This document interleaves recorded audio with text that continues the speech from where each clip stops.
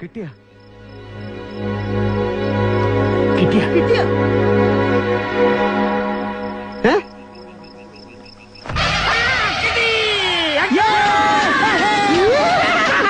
Item കൊള്ളാല്ലേ. ഇത് കണ്ട് സുഷിയാന്നാരും തെറ്റിദ്ധരിക്കണ്ട.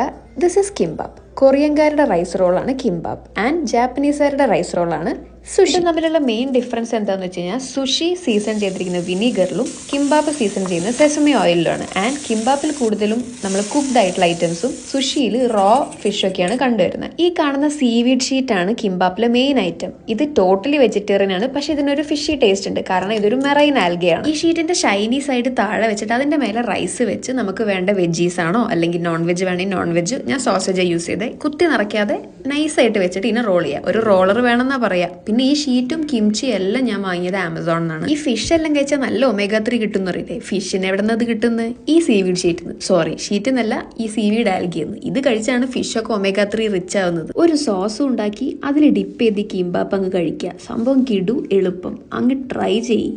ബൈ.